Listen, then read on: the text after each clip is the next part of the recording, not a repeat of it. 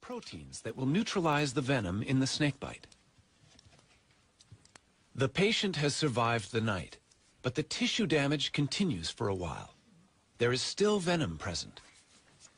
Although snakes are not trying to kill us, it's worth knowing how some of them bite. The next snake that I have here, it's Africa's most venomous snake. And this is a boomslang. It has drop for drop the strongest venom of any snake in Africa, more so than a black mamba or any of the cobras.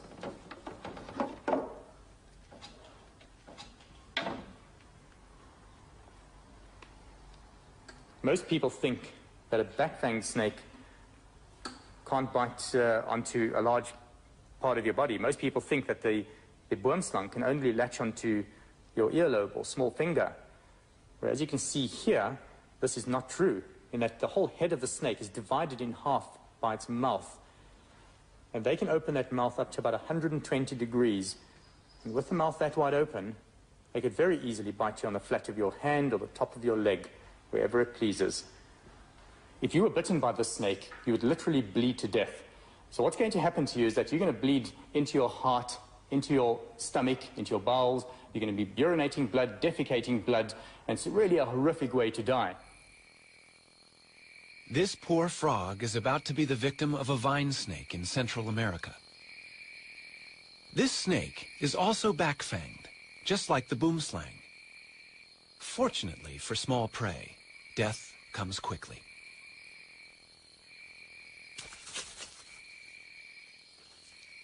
The venom of some snakes with fixed fangs attacks the nerves. Now, the front fixed-fang snake that I've chosen is a snouted cobra here. These fangs are much smaller than the front hinged fangs of an adder. Those fangs don't have to fold backwards. You see, they remain erect in the mouth. So the snake merely has to snarl its mouth and so inject its venom. And sometimes a mere scratch is enough to kill you. The neurotoxins would interfere with the neural communication system of our body and paralyze the vital organs, so the heart or the diaphragm muscle, and one would die from asphyxiation. You literally cannot breathe and possibly die of heart attack. In most countries where people face a daily risk of encountering snakes, wood piles and exposed trash heaps are surprisingly common, yet all can encourage snake trouble. Wood piles provide shelter for snakes, and trash attracts rats. What better prey is there here in Africa for a black mamba?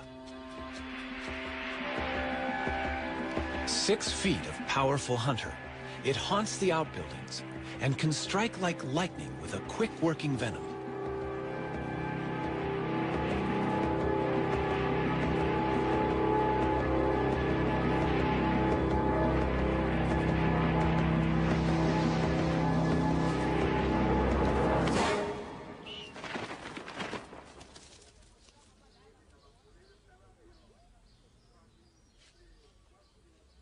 To a black mamba, this bungalow is just another place where food may be in good supply. Inside, Tony Morgan confronted an uninvited guest, and it bit him.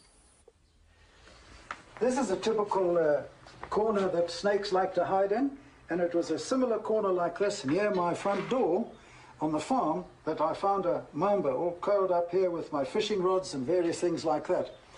And as I don't kill anything, particularly snakes, I grabbed this particular implement and I thought that I hooked him out and I thought that I'd pinned him down. Unfortunately, he was able to stretch quite a bit and he got me just below the knee with one fang. I then lasted exactly 30 minutes.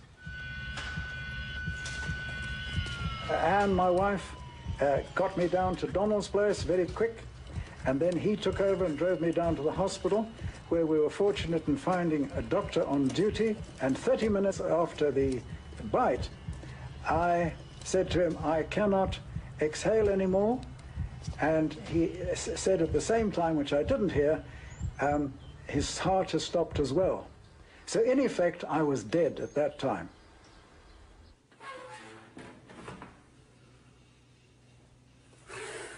Bill Haast in Florida is the kind of person to whom Tony Morgan owes his life. But collecting venom to make anti-venom has almost cost Bill his own life. I was bitten by a cobra and ended up in a respirator. I had stopped breathing. I was bitten by a mamba in the leg, a king cobra bite in the knee. Well, my blood pressure went to 0. But the most recent one was a canebrake rattlesnake. A couple of months ago, I got bitten on the back of the hand. That was almost pure carelessness. Bill, who's nearly 90, milks venom into a collecting jar while he gently squeezes the venom glands. But how has he survived 168 bites? The answer may be quite natural.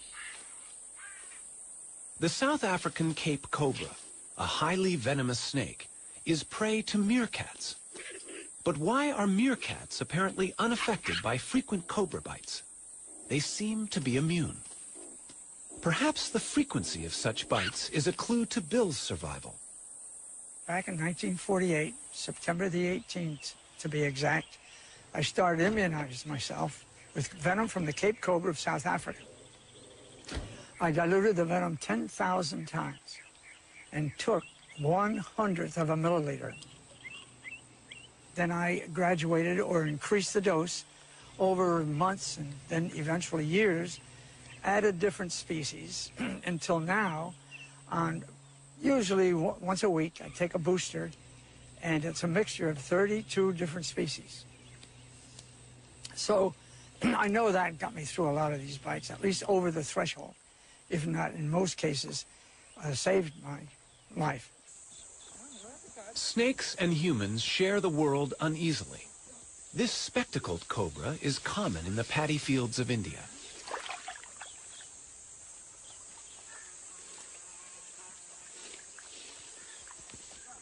Every year, more than 10,000 people are killed here by snakebite. Antivenom is unavailable. For the same reason, snakebite is a major killer across Central and South America, Africa, and Southeast Asia.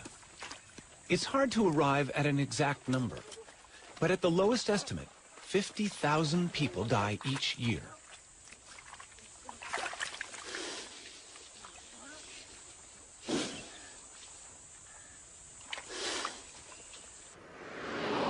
In South Africa, Donald Stridham is answering an emergency call. In this part of South Africa, we have a lot of venomous snakes. People are active in the fields here. They often come across snakes, they find them in their houses, and that's when we are called out.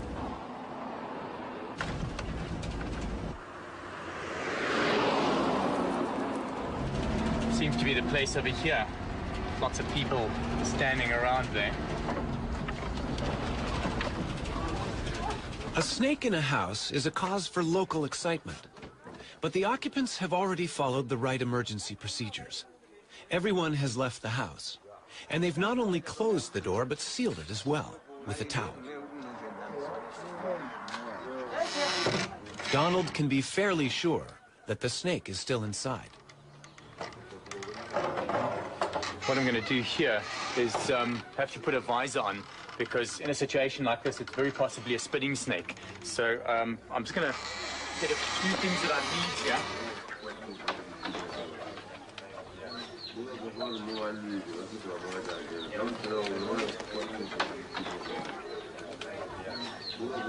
Yeah, there's really a lot of hiding places here. The snake could be anywhere. This is really, yeah, it's a bit dark in here as well, so one's going to be really careful. But just take care where you walk over there. You take it easy. There are places around here where it could easily just spring out on you. So if you guys just stay back a bit there. I'm going to have a look in these dark areas. I need to stay in the open area of the floor, because I suspect it to be behind things around like this here. Oh, that's clear.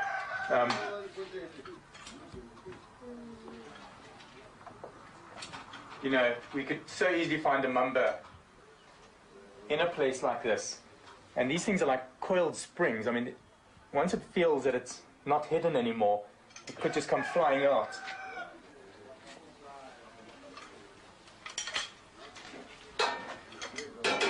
You See, these are perfect. You'd find rodents here as well, and this is what the snake is probably looking for, or to just trying to hide from the disturbances outside, possibly. You know, this whole area is really, really good. Look at these mats under here. Yeah, nothing there. You know, I don't know, sometimes they even find an escape. They could actually maybe even get out from where the door was plugged out there. It could have pushed past there. But I think we just maybe should carry on looking. You know, it could also have climbed. I mean, these walls are pretty rough up here. I think to take a look somewhere up here.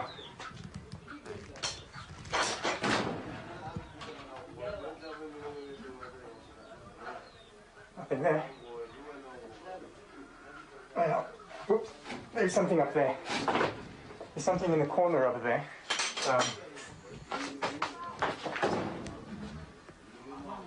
Yeah. Okay, without a doubt, that's a mamba. It's a black mamba. There's a piece of coil just around between the roof and the wall there. We know that mambas are very, very poisonous. I mean, if this bites us, we're quite far from a hospital now, so we've got to be really, really careful. If you can just stay in the furthest corner away from me there, just out of my way, I'm going to bring it down and just get it straight past you outside and then deal with it, get it into the bag.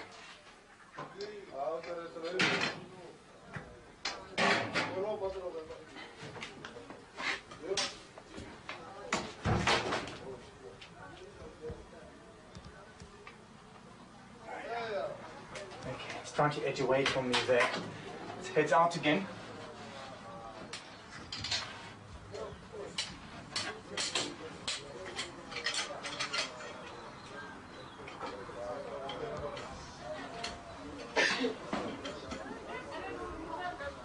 Yep.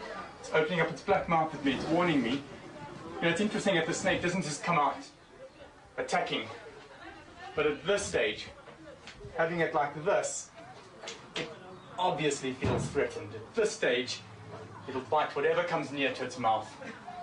And it's a big snake, bigger than I thought. It's a long animal.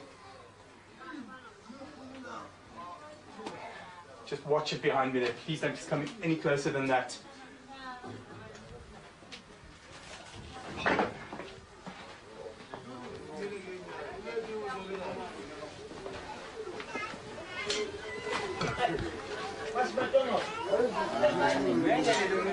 You know, the snake's obviously hyped up now, and whatever touches it through the bag, it's going to bite.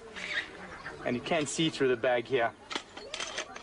I'm going to just pin it down to the side, make sure that it's safe in one area, and then I'm going to release the head.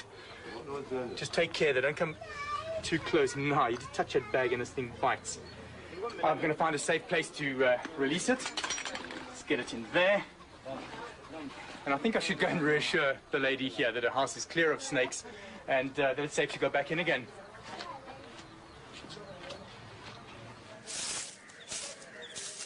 Housewives in India are troubled by snakes as well. The men of Vrindavan have also made a profession out of removing them.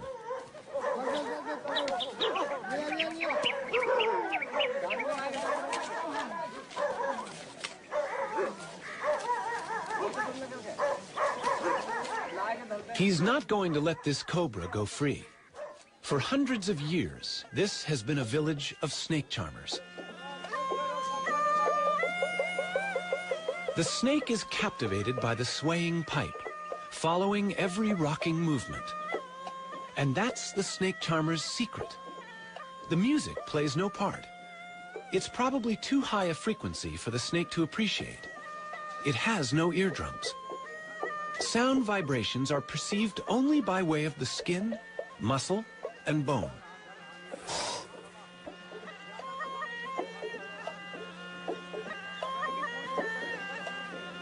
Bites are a routine hazard for charmers, but they have a special snake stone, which they believe can magically draw venom from the wound. Survival is most likely to depend on the snake only biting in defense. using little or no venom. Also, the victim himself may have received many mild bites in his lifetime and developed some immunity. But the piece of soapstone is the treatment they believe in.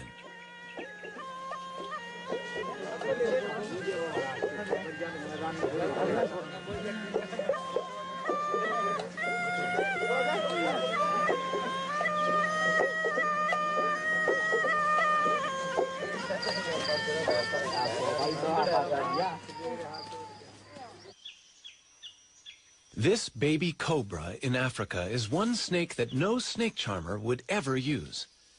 It threatens the civet cat by standing tall and looking big.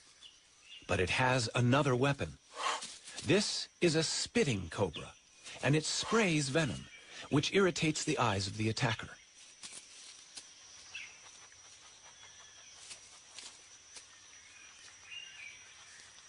It's not lethal, but it works.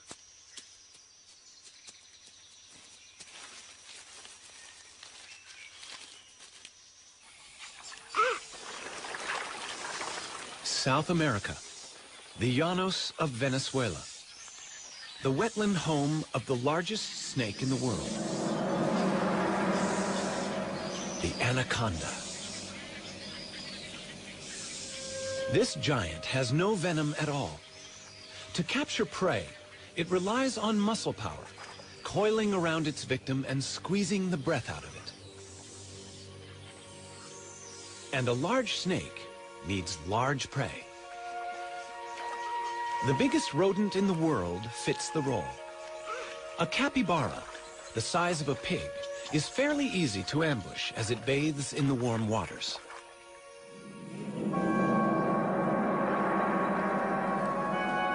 The snake must have teeth strong enough to hold on to such lively prey, and be ready to loop its body tightly around the capybara to avoid being bitten or scratched.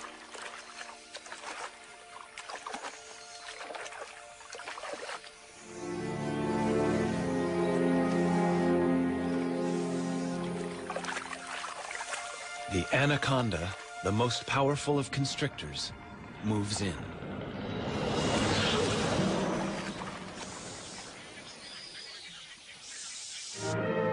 Look out, Jimmy. Hold that head, hold it.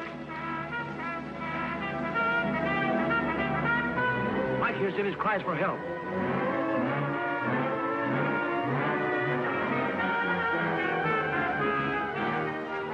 Jim is black in the face, almost done for. To be safe, the actor needed to know exactly how a large constrictor kills, just as Donald Stridham does. I caught the snake on somebody's farm. It had eaten something really large, and the farmer was worried it's going to eat his dogs or even maybe his children, which isn't totally unrealistical. Have a look at that. Yeah, it's getting me around the arm here. I can really feel it. You get this area here. I mean, you can see how it's stopping the blood supply there. And this is my arm, so I mean, I can handle it. I can wrap it off me here. But can you imagine that around somebody's neck? I mean, that's pretty tight over here. This movie that we watched, we've just seen it with this Jimmy, where it had wrapped around him. It wasn't totally wrapped around his neck, not like the way this has got me around the arm here. With Jimmy, I could literally see that he turned around to get this python around his body, and it wasn't a natural constricting pose.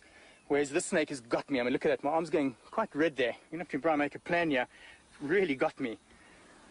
One thing I got right in the movie was that the python, like many other non-venomous snakes, are ambush animals. They will lie in ambush for their prey.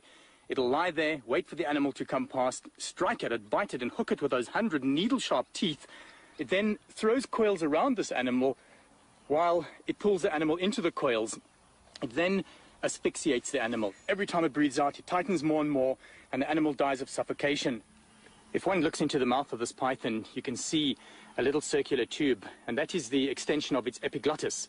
And it's very useful for a snake to have this, because what happens is, when it swallows, that'll extend right out of the mouth, and so it can still breathe while it's got a full mouth of antelope. I think the snake deserves to be released now, so not to stress it too much, I'm going to release it here in the bush. And this looks ideal here. And as soon as I let the head go, That's it, I can feel the coils have immediately relaxed on me there. And the snake just wants to get away. Straight into the bush there. Wow, look at that arm. This arm's gone really quite red there. What a relief to have that off. This is great. I love letting snakes go back into the bush. It's such a nice feeling. If you can do something for them as well, it's a nice feeling for me, and hopefully for the snake.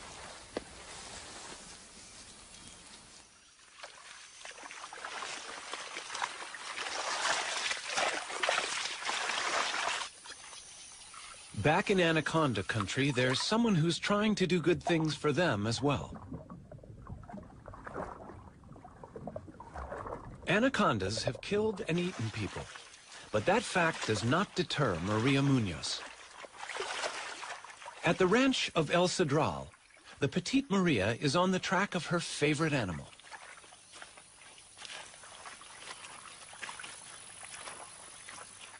She works with her assistant, Ramon. A snake longer than 10 feet always requires 2 people for safe handling. ¿Cuántos machos tenemos? How many males do we have? It's the breeding season for anacondas, and Maria recognizes this group as small males. She hopes they will lead her to the much larger females somewhere nearby. The males are placed in bags to keep them out of the way. Bueno, burbuja.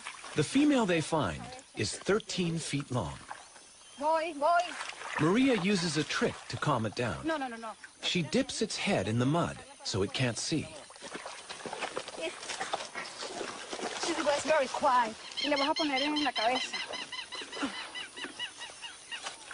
Beautiful. For several years, Maria has been studying how anaconda populations here live and vary. The tail. I would like to know is new one or she had a mark. Let me see the cloak. Good. It's a new female for us. That means there are more than 900 anacondas, green anaconda in this ranch. Before Maria began her work, no one knew how many anacondas could live here.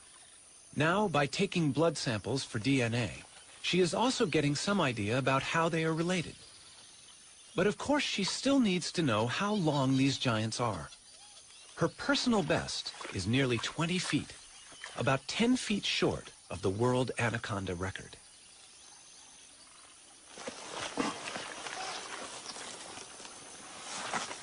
Ya. ¿No se sale? No. These are the heaviest snakes in the world, but this one is a little lighter than the 485-pound monster in the record books. 44.45 kilograms. Some snakes, like this South African tiger snake, not only constrict their prey, but are also venomous. I've got the tiger snake's favorite prey. It is a striped skink. Now I'm going to bring it in closer, and you're going to notice that the tiger snake will bite and poison its prey, also wrap around it to constrict and kill.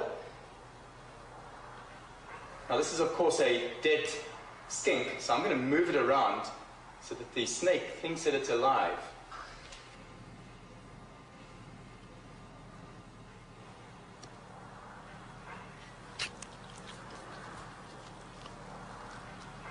The tiger snake's venom is weak, so it needs to grip the lizard firmly, not only to prevent escape, but to limit the risk of damage to itself during a struggle.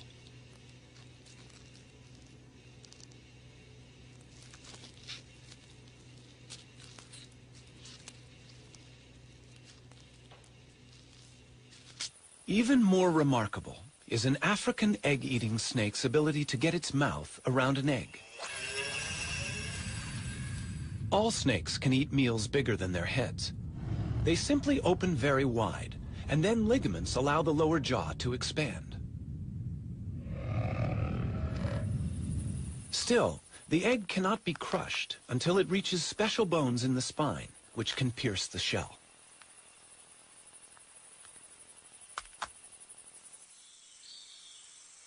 For convenience, a snake does better to eat another snake. A king cobra is called king because it's a snake eater. The mangrove snake it's attacking is only mildly venomous. No match for the king.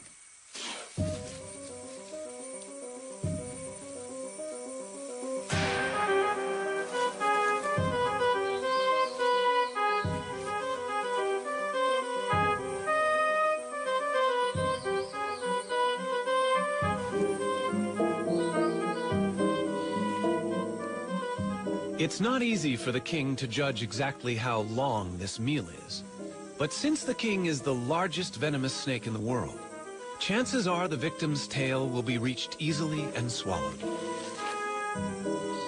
It's good to be the king.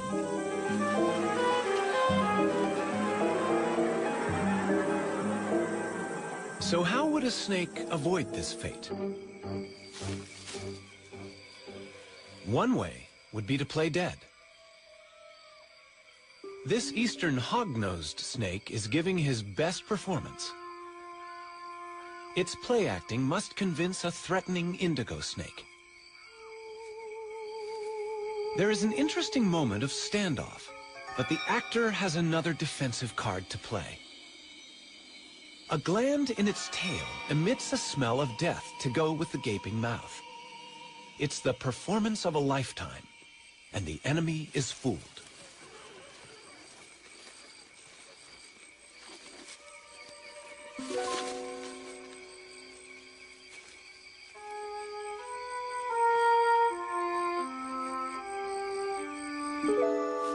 A snake that looks dangerous can keep predators away.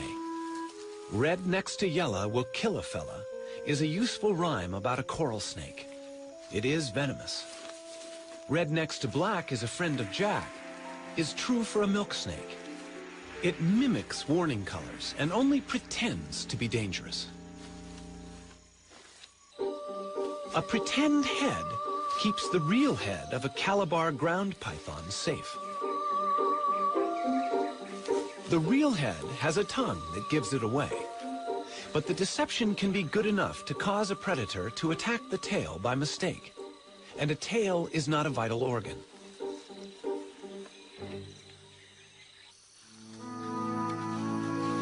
Often the brilliant colors and patterns of a snake's skin are not a warning but a subtle camouflage, matching its surroundings. And to us, it can look beautiful.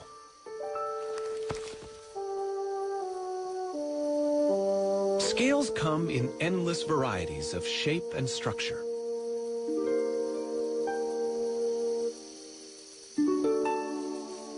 In the wild, snakes are not easily seen, a useful quality which suits these masters of ambush perfectly. But the beauty and subtlety of snakeskin has also been their undoing for thousands of years.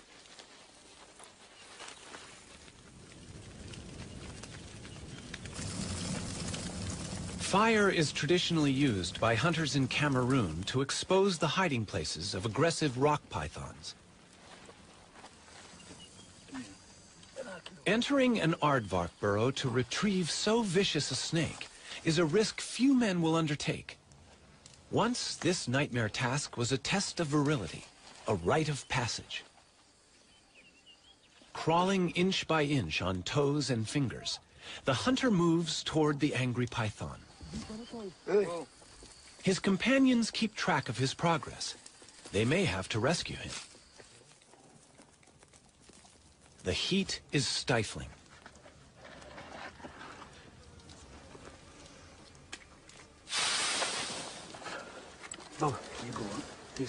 The hunter must squirm back through dust and biting ants, dragging 100 pounds of python.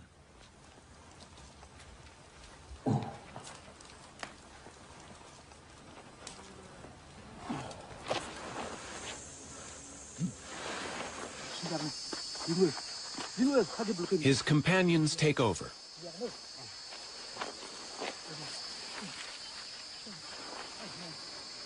These are the last of the python hunters left in Cameroon. Firearms have made it easier to kill other animals for food and skins. But the meat on this snake in former times would have been essential, and its skin a profitable result from such horrific effort.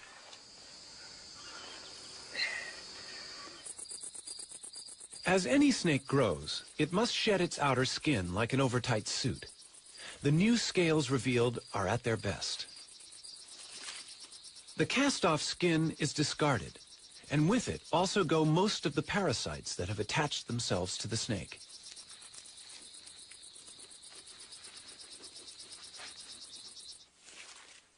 The regular shedding of dead skin has special significance for rattlesnakes. Each time a rattlesnake slips out of its old skin, its rattle gains another section at the base. The rattle is a series of loose-fitting interlocking scales that, when shaken, produce a sound that warns large animals not to step on the snake.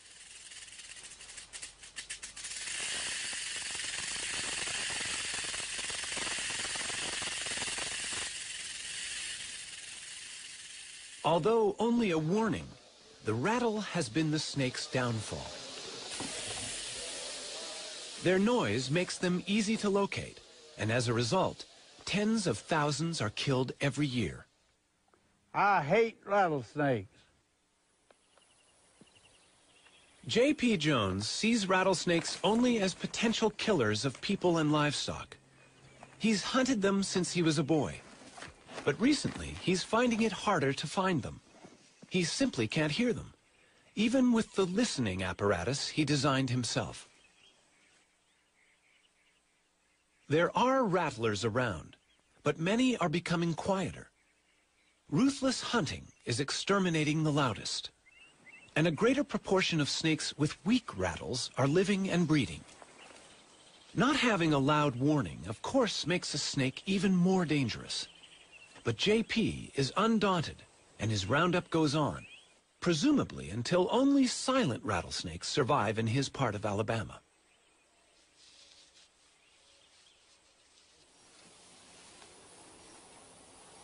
Yeah, I've been doing this for a long time. 78 years old, but I still enjoy it. Getting rid of snakes anywhere is never the good idea it might seem. Farmers in Vietnam didn't value the many snakes that once lived in the paddy fields until they vanished. The snakes were trapped for food, and the rice crop was attacked by rats.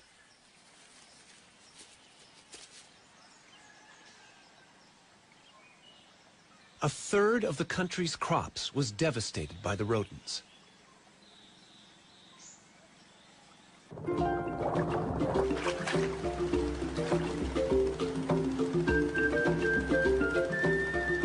Only the return of natural predators, such as pythons, could save the farmers' livelihoods.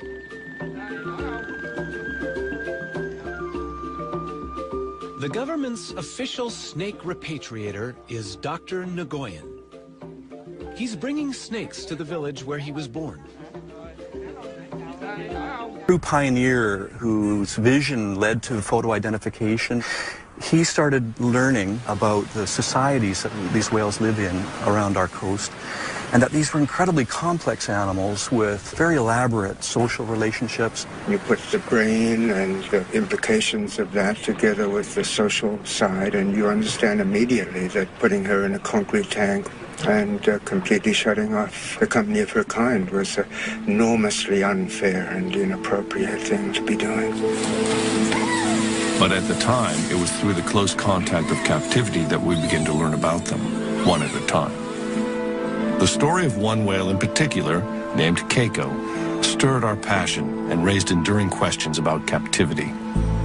Keiko was captured in 1979 in Iceland and became one of the 136 orcas taken into captivity since 1961. But he did not become one of the more than 100 that have died there, or one of the 42 killer whales that remain. Captured at age 2 and eventually sent to Mexico City, Keiko was breathing the world's smoggiest air, a master of the ocean at 7,000 feet above sea level, in the artificial seawater of a shallow pool where he entertained the crowds.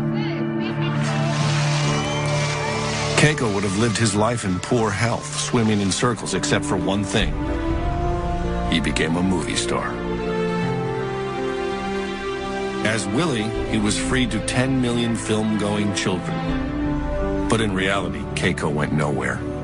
The stress of his environment caused a skin disease, which spread as his health seriously deteriorated. The real whale was slowly dying, and Keiko had to be moved. When it was learned that Keiko was still captive, millions of children wrote in, demanding his freedom and a spontaneous movement was started to free the sick whale. Keiko's owners donated him for the unprecedented experiment of reintroducing him into the wild, and the Oregon Coast Aquarium customized a pool for his care. Suddenly, the reality of freeing Keiko became far more interesting than the movie, as Keiko began a long and complicated journey toward freedom. Ultimately, true freedom for Keiko would mean being accepted into a pod of wild whales, since orcas live their entire lives in tightly connected social groups where all members are related to each other. It's now understood the best chance for Keiko would be to find his mother. It very much is a matriarchal society, or matrilineal, in that everybody in the group is related through female descent to a female ancestor. Individuals stay with their mother or their grandmother for the whole life. And it took some years to really understand that, because it is very unusual in that the large adult males never leave the group. The bond between a mature male and his mother is very, very strong. I know that Eve, the whale that came to you in the fog, was a matriarch. What happened when she passed away? Eve only had 2 sons, no daughters. And those 2 males went around Hansen Island for weeks and didn't survive her death for very long. Generally, the males will join their sister's family, but they become a loose satellite. They never again have the bond that they had with their mother. It's a unique social system. Orca is a very conservative animal.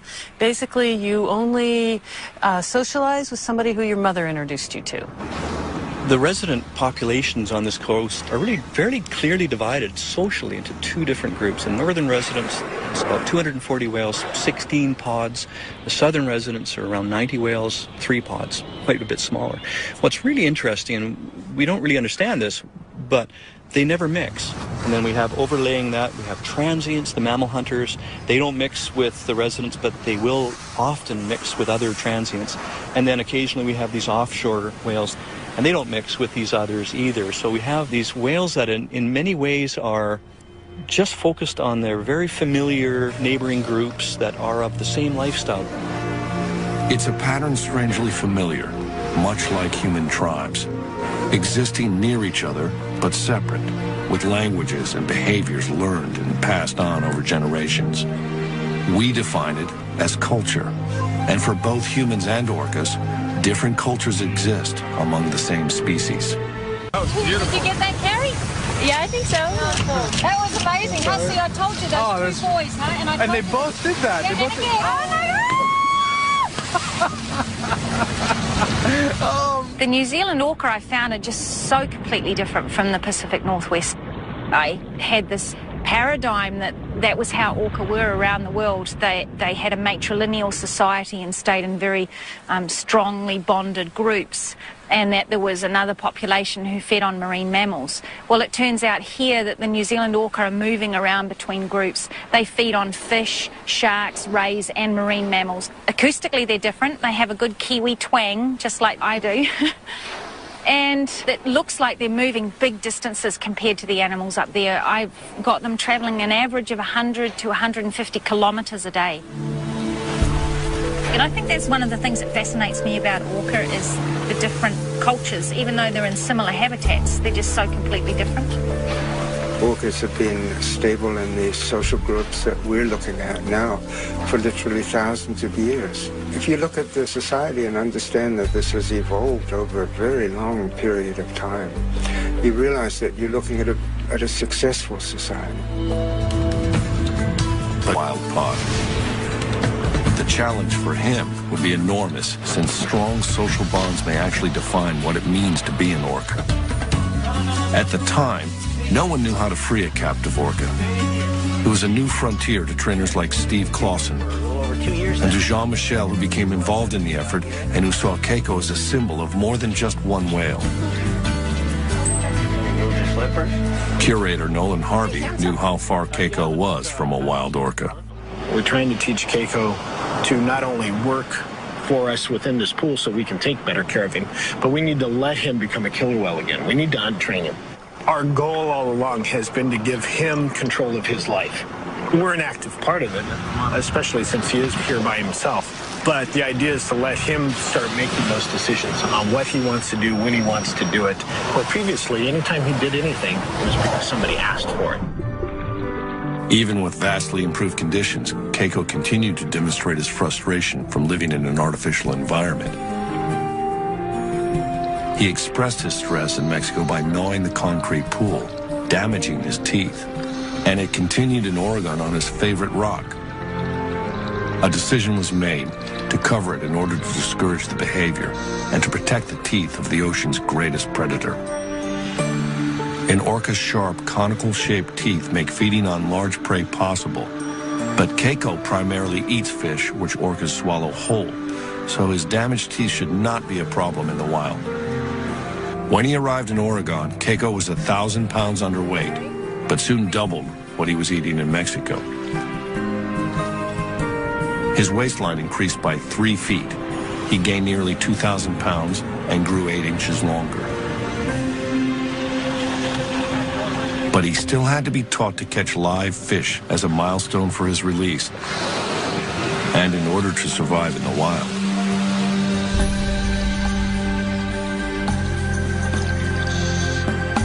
Accustomed to only dead fish, at first he treated the live meal like a toy.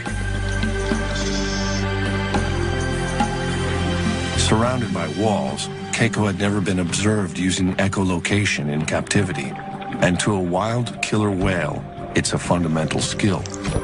The whale's hearing spectrum is many times ours. Their sensitivity is incredible. They see with sound, so when they're finding food, they use their echolocation. They make sounds, they get echoes, and they can turn that into a mental three-dimensional image somehow.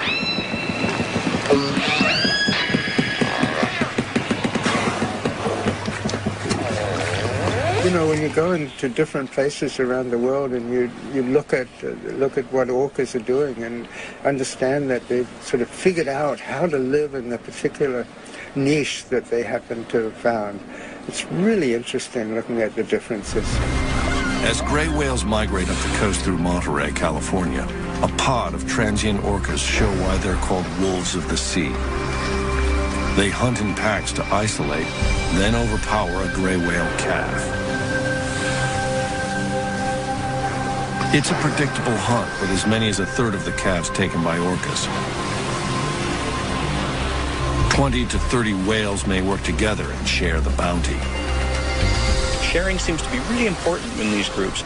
It seems to be part of the way that the whales live together to avoid competition. Certainly they food share when it comes to feeding on larger animals, but that's probably more a facet of the fact that these things that they're feeding on, like whales, are so big and there's not many of them. In terms of they kill one, then everybody has to feed on it. A female, the best hunters, will bring up a fish, and others from her matriline will come over and share that prey item.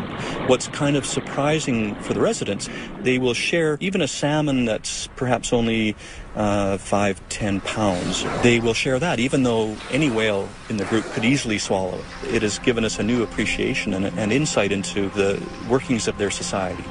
That said, even though their dietary preference is culturally maintained and driven, they don't seem to be really adaptable in the short term. It might take a while before they can start focusing on alternative species.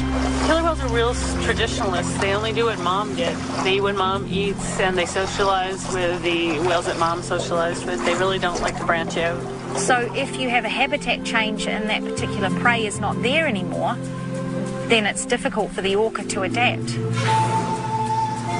Within decades, and for a variety of reasons, orcas throughout the world may be at the crossroads of adaptation or extinction as their prey diminishes, something the resident whales of the Pacific Northwest now face. It's a growing issue for the future, but is similar to the question of whether Keiko would be able to adapt to hunting live fish in the wild. Without another whale to teach him, Keiko initially seemed confused about the shift in his diet, until finally either hunger or common sense kicked in, and he began to catch a few live fish. In the wild, that wouldn't be enough. Using ultrasound to measure Keiko's fat layer or blubber, the staff identified where it would show if he weren't eating enough. In theory, by measuring his blubber so easily in the wild from an extended pole, scientists could know if and when they would have to intervene.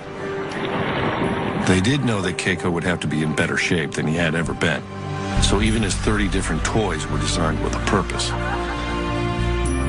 Filled with water, a 200-pound ball became Keiko's workout. When he first arrived, Keiko could barely hold his breath for 3.5 minutes. He soon progressed to almost 18, normal for a wild killer whale. But Keiko was still far from a wild whale, which was vividly seen when at night he gathered his toys around him to sleep. An array of cameras and hydrophones captured Keiko's movements and sounds. Taking advantage of this opportunity, scientists carefully analyzed his vocalizations, trying to match them with specific behaviors, hoping to take a step toward understanding killer whale communication. Keiko, however, had not communicated with another orca in more than 20 years. I was studying a pair of whales called Orky and Corky. They would begin conversations with certain sounds and end conversations with certain sounds. And I realized that studying communication between those two whales in captivity would be like studying communication between two people in a prison. That there was no way that I was going to actually learn what they were saying and the real context of their lives. I'll tell you the main thing about Corky, and she's a survivor. She has been in captivity for 38 years, about 43 years old, which is incredibly old for a captive orca. Most of them die within 10 years.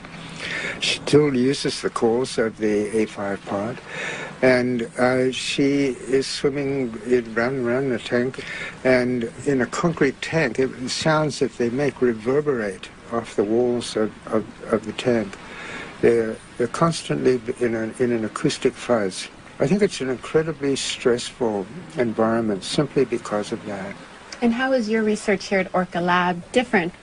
Well, when I was working in captivity and understood that if one wanted really to learn about them, you needed to go into the wild and study them there at a distance. And that's where we got into developing remote hydrophone systems that enable us to hear whales that we can't see.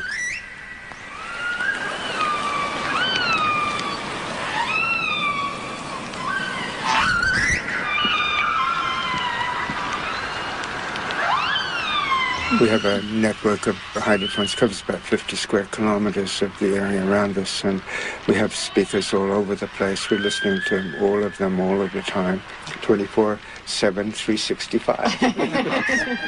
But we're normally listening to a space, and there are many voices in that space. In a sort of general sense, we understand when the whales are doing certain things. We understand when they're chasing fish, for example, because we're hearing echolocation. We understand when they're resting, because they make these really sort of low-energy calls. But we don't know who the voices belong to. So I think a really fascinating area to get into is the question of who as individuals are we listening to. And if we can understand who's speaking, maybe ultimately we might begin to understand what is being said. I wanted to take all that I learned in captivity and apply it to wild whales. And so I contacted a brilliant scientist in Canada, Dr. Mike Bigg, and I asked him, do you know what family of whales Orky and Corky came from? Which sounds like an extraordinary request, but he at the time was photographing each dorsal fin and saddle, learning to tell them apart, collecting all the pictures from the capture, and there was a bunch of pictures that showed this whale we now call A23 with little baby Corky just before she was taken from her mom. So I had no boat experience. I threw everything into a pickup truck and we pumped up the Zodiac in Alert Bay, and we went out there, and I stopped and I put the hydrophones down, put on the headsets, and it was her family calling. And for the first time, I heard these sounds in their natural environment just rolling on and echoing. And my first feeling was enormous guilt that it was me that was there, not Corky. But that's how I found them. One promising factor in Keiko's finding his family was that orca calls can be heard 10 miles away. There was hope for a dialect match among the North Atlantic orcas, where Keiko would be reintroduced, 100 miles from where he was captured. To prepare for his move, a bay pen was constructed in a pristine Icelandic bay. Finally, the day arrived to return Keiko to the home he barely knew. This had been Keiko's unexpected journey to freedom that millions of children demanded, but that no one knew exactly how to accomplish. Jean-Michel had watched Keiko's transformation for over 2.5 years and had been witness to his devoted fans. Good luck! Even the U.S. Air Force had agreed to rent a C-17 cargo plane and crew for the trip, announcing it was in the best interest of the nation to fly Keiko home.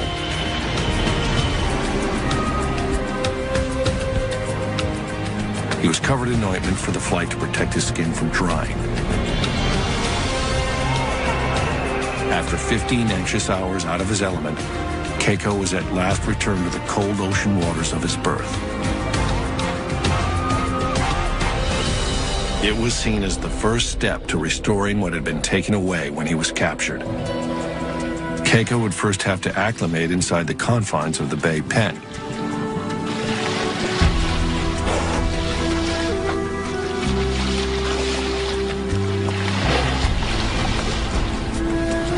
Months later, his world expanded to the enclosed bay, where for the first time, he ruled in relative freedom.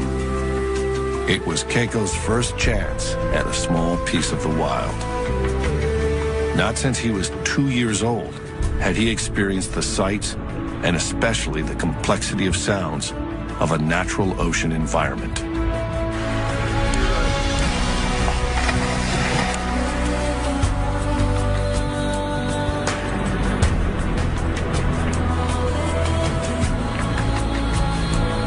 It had been 23 years, half his expected lifetime, since Keiko had even seen the bottom of the sea.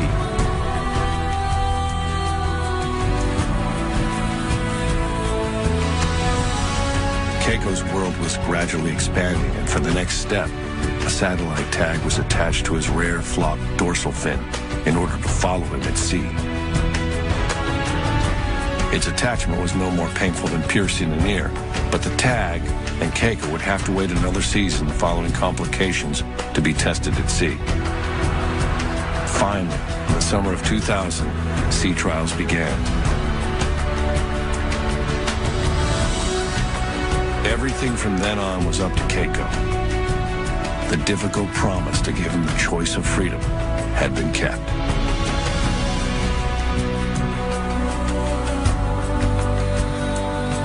Then at last, Keiko was within feet of wild killer whales.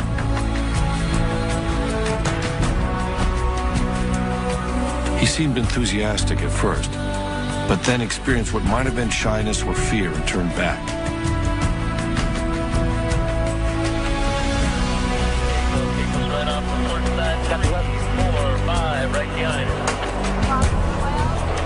Later encounters looked aggressive, and Keiko continued to seek the shelter of the boat. Right there, Chad. Right there. Right. Of course it's speed, Michael. Over 3 summers, Keiko continued to approach passing whales, spending more time with them, possibly learning their ways. Then in 2002, after watching a pod feed on herring, he simply swam away in the proximity of whales.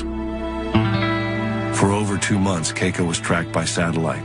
His course revealed no details about his experiences in the wild, but he emerged 1,000 miles away, sufficiently fed and unscathed. An enormous success.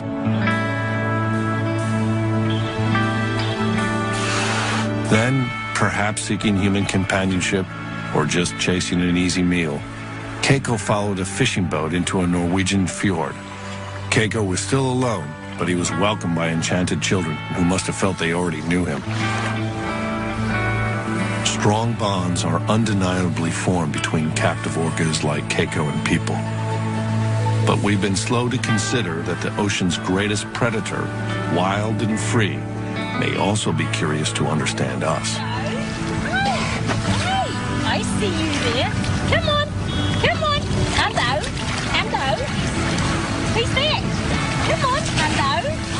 doing? What are you doing? And I said, oh, you've got... Do both of these whales take interest in your boat? Well, you know, as a scientist, you have to say no. But as a whale hugger, oh, for sure. You know, there's no doubt in my mind. Right there. Can you see him? Yeah, he's right there. He's right under us. I see his fin. Hang right in there so you can see him. You know, when he's swimming on the side underwater like that, he can see you through the water surface just like you can see him. So it's a bit distorted, but he definitely knows you're there. So, you know, leaning right over and looking at him, it's just as interesting for him as it is for you. Right. Yeah. Right. And I find if I take no notice of them and I put on my scientific face and I just take my notes and everything, they don't interact. But if I have a good time with them and really interact with them, then they get all involved as well. Oh. Yeah. In an effort to both protect orcas and to involve the public, Orca Hotline, Ingrid speaking. Ingrid founded the Orca Project Hotline. Oh, that's fantastic news. And so what direction were they going when you saw them? Her nationally advertised number rings with reports of orca sightings and strandings like that of the whale she named Ben. Oh, Ben. He stranded in 1997, and I knew him before the stranding. But when you're involved with an animal at that sort of level, there's just something about it, you know, and they look you in the eye and they're at your mercy to rescue them. And with Ben, we had an overnight ordeal.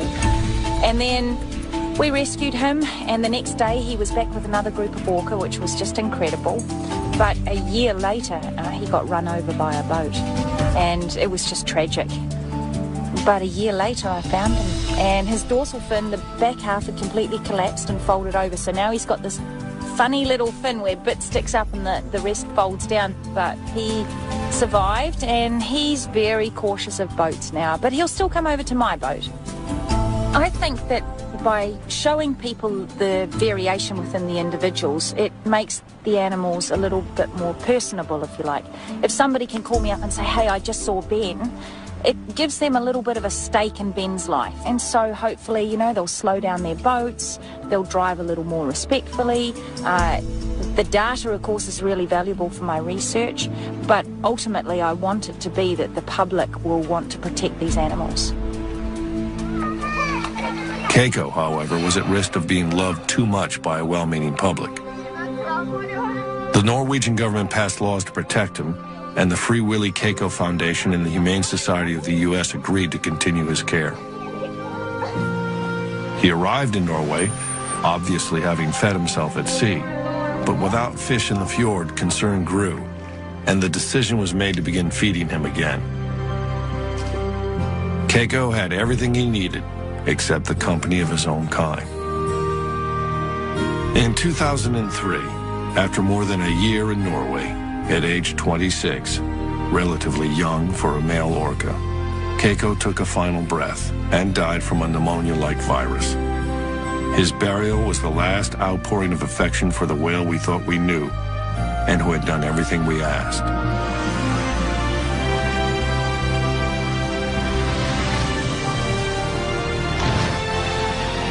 Keiko was the whale we had forever changed. And no matter how good our intentions, he was the whale we couldn't fix, for him to become what nature had intended, an orca in the close company of other whales. It wasn't possible, even for the world's most loved, most famous whale. I think it would be quite impossible for anybody to propose capturing an orca, at least in North American waters at this point. So I think in that sense we've come quite a long way in terms of public attitudes. In terms of what we understand about orcas, we've also come a long way. I think at this point we understand enough about orca society to realize that this is complex and remarkable and fascinating. And we don't have the whole story yet, but what we do understand is really, really interesting. The debate about returning captive orcas to the wild and keeping them in captivity continues passionately, especially as we learn more about them, and continue to discover that there may be few other species more like ourselves. There do still remain countries tolerant of capturing orcas, but in most of the world, any up-close, hands-on contact comes when a whale ends up on the beach, stranded. Ingrid Visser is again changing what we know. You know, there was a lot of controversy, and there still is, about saving stranded whales and dolphins. People say that they have crushed internal organs from sitting on the beach for so long, and then other people say that they're no longer viable. The stress hormones and all of this sort of thing, that these animals can't reproduce, and that they're basically a drain on society if you put them back, because they're going to be eating fish and contributing nothing. So Miracle, she's stranded. She was rescued, and then I saw her again after the rescue 3 years later. And then about 5 years later, she had her first calf, and that calf is called Magic. So it was really, really incredible to see Miracle, who had this stranding event, been rescued, and then had her very first calf, and the calf has survived. So yeah, magic it was. Come on! How cool is that? Wow.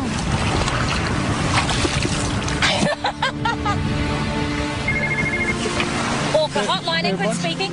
In the middle of her research, Ingrid gets a call that a small female orca is stranded on an isolated beach in heavy surf. She and the team rush to assist. She's somewhere on this bit of coastline here. We're not sure exactly where, but this area here, these lines on the chart are marking that it's really rough and surf breaking. So we're kind of hoping we'll be able to pick her up and move her by tractor and trailer somewhere into here. Okay, well, let's do it. Go. Time is critical in a stranding rescue, so Ingrid and Jean-Michel will fly directly while the team drives the 5 hours to the site. New Zealand's hills are bordered by a twisting nugget. Whale strandings are fairly common, but successful rescues are not. The orca was first sighted around 1 o'clock by some hikers in a very remote part of the west coast, west of Auckland, tossing and turning in the surf. We ultimately got to the beach, and indeed, this young female, a little over 3 meters long, was very badly stranded. So when we actually first saw her, of course, there's just the natural emotions of just wanting to break down and cry, and knowing that she's away from her family, and knowing that she has no idea if we're people that are going to help her or hurt her.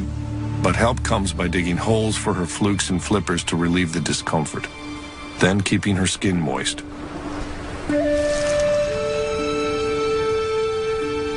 She was probably not alone, struggling in the surf, and another whale may have tried to pull her back to sea, judging from the marks raked across her tailstock.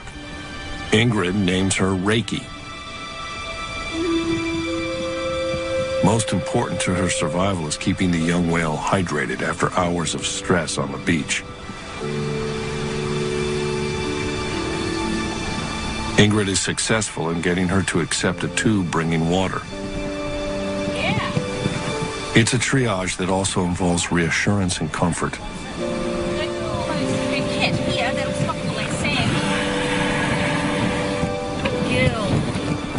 Even with expert care under changing conditions, it's believed that an orca can survive only about 24 hours out of water. Hopefully, she'll be okay, and hopefully reunited with her pod. She's a young female, needs her family. We're very, very anxious to see her back in the ocean, in her world. We moved the animal just right up above this tiny little town where there is a facility where we could pull the truck and the trailer right next to a freshwater source. So we had a hose where we could water her down, and we had an ongoing watch throughout the night. But finally, by 4 a.m., we knew it was time for Ingrid and Carl and the team to discuss what the options were to get her back into the water. There is her family. Carl and I have done orca strandings before, where 2 hours after we released the orca, it met up with its family. So it can be a long way away, and the animals will return if they hear her, but they won't be able to hear her calling if she's inside here over the bar with the surf. But then if we take her to the other coast, it's 100% guaranteed she won't find her family immediately. That's the worst con for both scenarios is that where is her family? I defer to you more often than not biological in terms of your knowledge.